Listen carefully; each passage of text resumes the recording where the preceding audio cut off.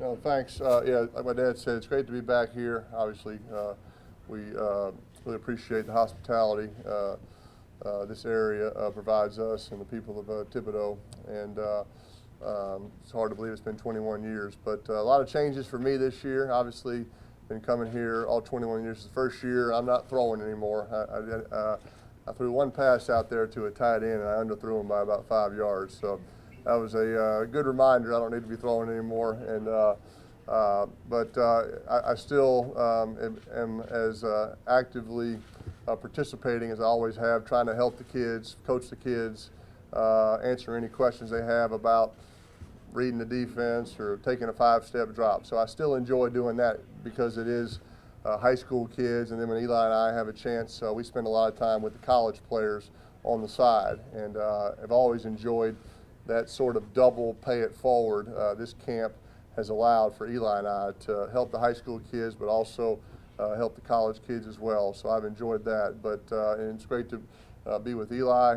We don't get to see each other a whole lot anymore, being on the same schedule for all of these years. So I've enjoyed being with him the past couple of days. Great being with my dad and Cooper. But yeah, I'll always be a part of this camp. Don't play football anymore, but still enjoy participating in all the activities and being around the kids. Eli and I have always said this was always a great reminder as to why we love football right before training camp started, because you're around these kids. Nobody complains about how hot it is, how tired they are. They love football and they go to work. And this was always a great timing, I think, for both of us before training camp. So I'm glad to be here and glad to answer a couple of questions. Eli's got about a 20-minute speech here, so we got to keep it moving before he gets up there. So Greg, yeah, whoever you got, yeah. So we'll go with Houston. Yeah. Greg Ward, part of your camp, but that's an exciting time for Houston to see a quarterback that caliber by your camp. Tell me what you thought about Greg Ward, why he's here, how excited you are to have him. Well, my dad, obviously, I had a chance to visit with Greg, and I know he's excited to be here. And Eli and I are going to work out with these guys this afternoon, kind of do a little session with some of the college players, and we do the same thing tomorrow evening as well, where we kind of have the air it out exhibition. So I look forward to spending time with all of these college players and answering any questions that they have. It's our chance to kind of get to know them. My dad kind of spends time talking to their college head coaches and inviting all these kids through the years, and it really has turned into a pretty unique fraternity. My dad keeps up with all of our alumni, college players that have been through here, so we're glad to have Greg to that list, and looking forward to watching him throw. We do a little chalk talk tomorrow morning with some of the other NFL players that are here, that passing on any advice to all the college players. So it has been a pretty unique fraternity through the years, and I look forward to answering any questions. And I'm doing a lot of the same things, I just don't throw anymore. I don't throw anymore. Eli worked out for him yesterday, put on a good exhibition, and I put them through some drills that I've run through the years. I just don't participate, and that's probably a good thing. I mean, how weird is it that you're not preparing for the It's not that weird, to tell you the truth, or at least I haven't felt that strange. Now maybe in the fall it could be different. Come September and October, I can't tell you that, but all I will say is I did not get shorted in my football career. 4 years at Tennessee, 4 years high school football in New Orleans, and of course 18 in the NFL. So saw football from lots of different angles, and it just felt like the right time.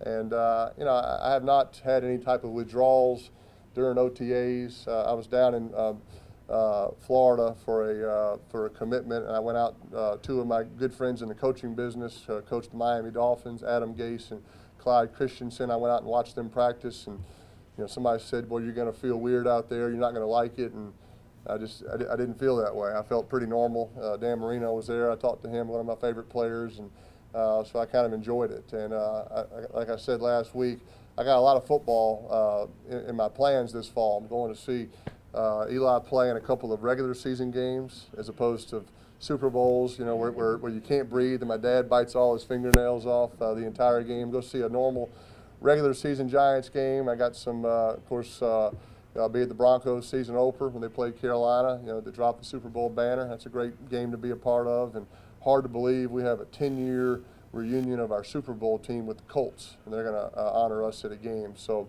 that's hard to believe that it's been 10 years. So shockingly, I got a lot of football in my fall plans, but kind of on my terms, and of course get back to see my Tennessee Vols play a few times this year as well. So I've been very much at peace with it. Like I said, the fall could be a little different, but I think I'll be okay. Julie? Are you going to throw tomorrow at the air dunk competition? Absolutely not. No. I am out of eligibility, and like I said, I have not thrown a pass. I did have a pretty. My first time throwing, I threw some passes to some wounded warriors at the White House on the lawn, and that was a pretty neat experience. But besides that, I have not thrown. Either you retire or you don't. You can't a little bit retire. So that's one thing you kind of do is stop throwing. But I still participate and work on a kid's 5-step drop or 3-step drop, and I love answering questions, and these kids are great. I had my Super Bowl ring with me last night. I passed it out to the crowd. I wasn't sure we were going to get it back. A couple of these kids were it kind of worked to the back row, so somehow we got it back. But so I enjoy talking to the kids, and a lot of kids are these are great football fans, and of course they love seeing all the college players that are here. We appreciate them coming. So this has always been fun for me through the years, and it's just as much fun this year as it has been in the other years. This will be the last question from Houston.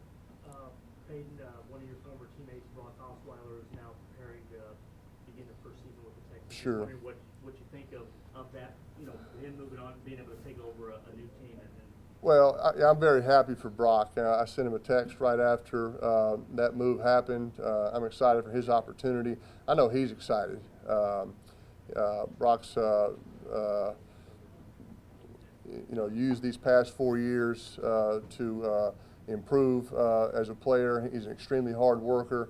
I know he's excited to be a full-time starter, and he's certainly earned that opportunity. And I know Houston is excited to have him, and they should be. He's a hard worker. He loves football, and he's glad to be out there, on the field playing full time. So I'll be pulling for him.